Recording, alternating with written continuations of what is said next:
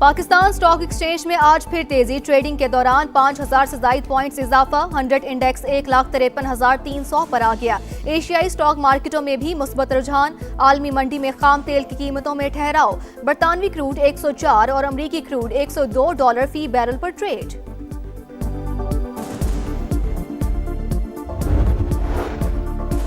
ترقی پذیر ممالک پر کشیدگی کے سنگین اثرات، پاکستان اور چین کا اظہار تشویش، وزراء خارجہ اجلاس میں علاقائی سلامتی کی صورتحال کا جائزہ، دفتر خارجہ کا اعلامیہ جاری۔ مغربی ایشیا میں علاقائی پیش رفت اور دو طرفہ تعلقات پر تبادلہ خیال، اسحاق ڈار نے تنازع کے حل اور مکالمے کی بحالی کے لیے پاکستانی کوششوں سے آگاہ کیا۔ پاکستان، سعودی عرب، ترکی اور مصر کے وزراء خارجہ اجلاس پر بھی بریفنگ، فریقین نے علاقائی سلامتی کی صورتحال کا جائزہ لیا، خلیج اور مشرق وسطی میں امن اور استحکام کی بحالی کے لیے 5 نکاتی اقدام کا آغاز کیا۔ چینی وزیر خارجہ نے پاکستان کے فعال سفارتی کردار اور کوششوں کو سراہا، سی پیک 2 کے تحت ترقی، اسٹریٹجک تعاون اور اعلیٰ سطح کے تبادلے اور رابطے بڑھانے پر زور، افغانستان کی صورتحال پر بھی تبادلہ خیال کیا۔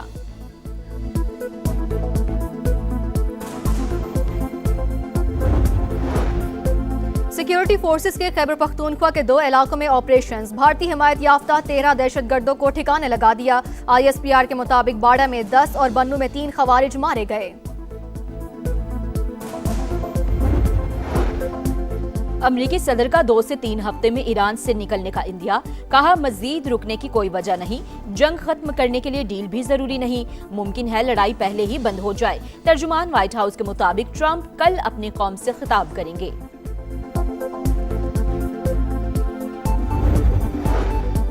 ایران نے جنگ کا خاتمہ مطالبات کی منظوری سے مشروط کر دیا۔ صدر مسعود پزشکیان کہتے ہیں جنگ ختم کرنے کے لیے تیار ہیں، ضمانت دی جائے دوبارہ حملہ نہیں ہوگا۔ مذاکرات کے دوران بم برسائے گئے، ہم سمجھتے ہیں امریکہ سفارتکاری پر یقین نہیں رکھتا۔ آبنائے ہرمز میں کشیدگی امریکی اور اسرائیلی حملوں کا نتیجہ قرار۔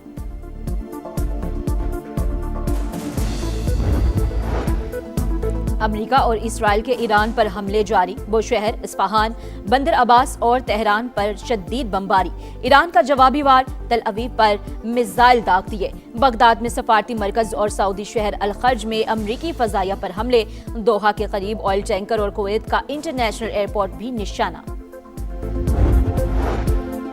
موجے ختم، پڑھائی شروع، اسلام آباد، پنجاب، خیبر پختونخوا، سندھ اور بلوچستان میں تعلیمی ادارے کھل گئے، تدریسی عمل ہفتے میں 5 دن ہوگا۔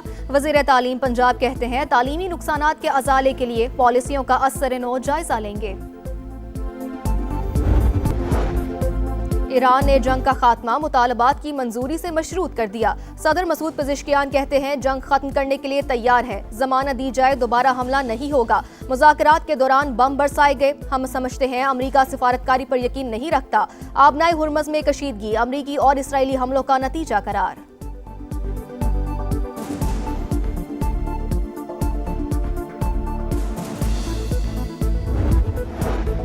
امریکہ اور اسرائیل کے ایران پر حملے جاری، بوشہر، اصفہان، بندر عباس اور تہران پر شدید بمباری، ایران کا جوابی وار، تل ابیب پر میزائل داغ دیے، بغداد میں سفارتی مرکز اور سعودی شہر الخرج میں امریکی فضائیہ پر حملے، دوحہ کے قریب آئل ٹینکر اور کویت کا انٹرنیشنل ایئرپورٹ بھی نشانہ۔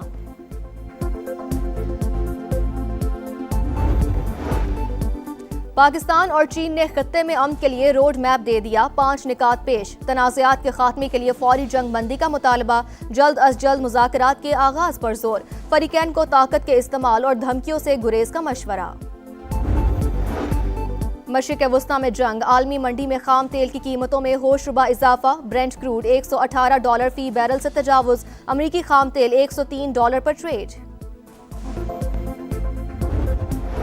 موجے ختم، پڑھائی شروع، اسلام آباد، پنجاب، خیبر پختونخوا، سندھ اور بلوچستان میں تعلیمی ادارے کھل گئے، تدریسی عمل ہفتے میں 5 دن ہوگا۔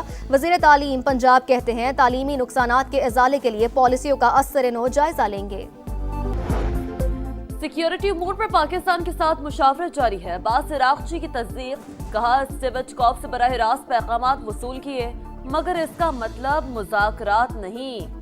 اس وقت جو کچھ ہو رہا ہے وہ بات چیت نہیں، پیغامات کا تبادلہ ہے۔ ایرانی سفیر کا پاکستان کی ثالثی کی کوششوں کا خیر مقدم، کہا امریکہ دھوکے باز مگر پھر بھی مذاکرات پر یقین رکھتے ہیں۔ ایران نے 2 بار نیک نیتی سے مذاکرات میں حصہ لیا۔ امریکہ نے مذاکرات کے دوران بد نیتی کا مظاہرہ کیا۔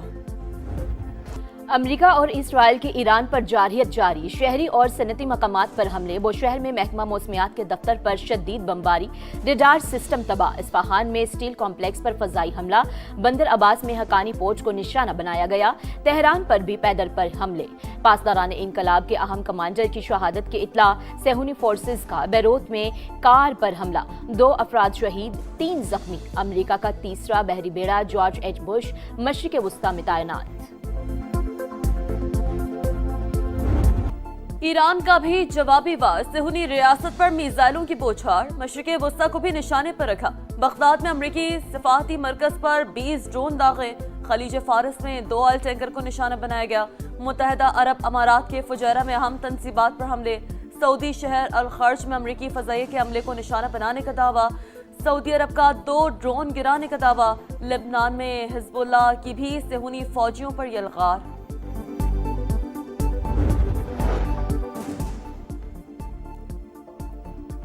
خطے میں کشیدگی، سفارتی رابطے تیز، امیر قطر شیخ تمیم بن حمد کی صدر UAE شیخ محمد بن زائد ال نہیان سے ملاقات، خطے کی تازہ ترین صورتحال پر تبادلہ خیال، کشیدگی کے خاتمے کے لیے کوششیں کرنے پر اتفاق، روسی صدر پیوٹن اور صدر UAE کا بھی ٹیلی فونک رابطہ، مشرق وسطی کی صورتحال پر گفتگو، روسی صدر کا کشیدگی جلد از جلد ختم کرنے پر زور۔ پوپلیو کی صدر ڈونلڈ ٹرمپ سے جنگ روکنے کے لیے اقدامات کی اپیل، کہا صدر ٹرمپ جنگ کے خاتمے کے لیے کوئی متبادل راستہ تلاش کریں، امید ہے صدر ڈونلڈ ٹرمپ کشیدگی میں کمی کے لیے اقدامات کریں گے۔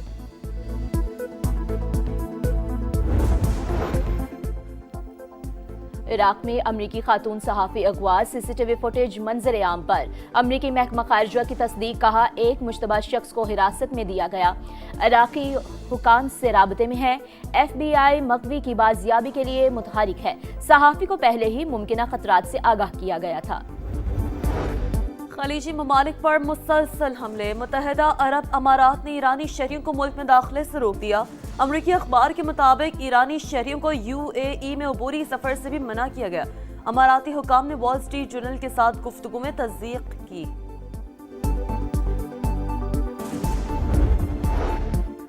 روس میں فوجی طیارہ گر کر تباہ، خبر ایجنسی کے مطابق طیارے میں سوار عملے سمیت 29 افراد ہلاک ہو گئے، روسی حکام کی تصدیق، کہا حادثہ تکنیکی خرابی کے باعث پیش آیا، مزید تحقیقات جاری۔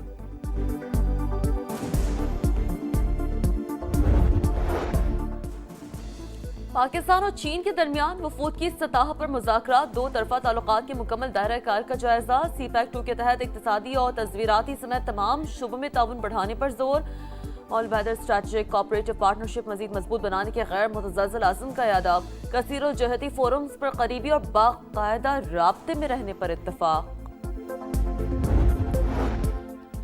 وزیراعظم شہباز شریف سے بلاول بھٹو کی ملاقات، کفایت شعاری پالیسی سے متعلق اپنی جماعت کی تجاویز دیں، مشرق وسطی میں جاری تنازع پر بھی تبادلہ خیال، مجموعی معاشی اور سیکیورٹی صورتحال پر زیر غور، وزیراعظم کی زیر صدارت پیٹرولیم مصنوعات کی سپلائی اور بچت پر اجلاس، ریلیف اقدامات کا جائزہ، شہباز شریف کی صوبوں کے ساتھ مشاورت کے بعد حتمی تجاویز پیش کرنے کی ہدایت، پیٹرولیم مصنوعات کی سمگلنگ اور غیر قانونی ذخیرہ اندوزی کے خلاف اقدامات کا حکم، غریب طبقے کو ریلیف دینے کے لیے اقدامات جاری رکھنے کا عزم۔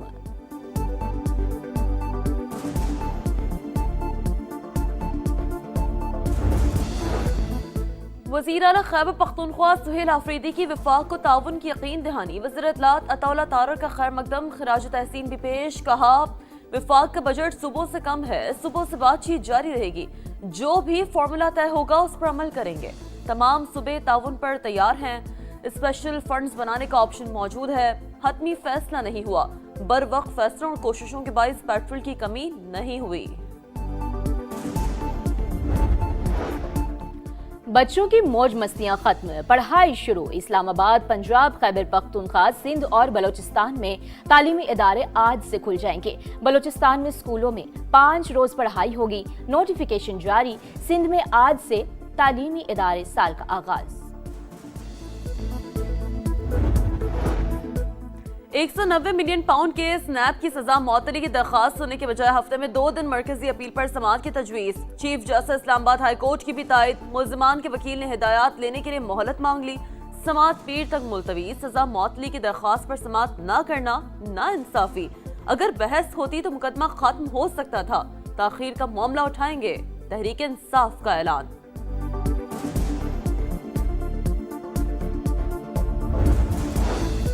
गुलकार अली जफर हद के इज्जत का केस जीत गए। अदालत ने मीशा शफी को 50 लाख रुपए हर्जाना आयद कर दिया। आइंदा हरासगी से मुतालिक ट्वीट करने से भी रोक दिया।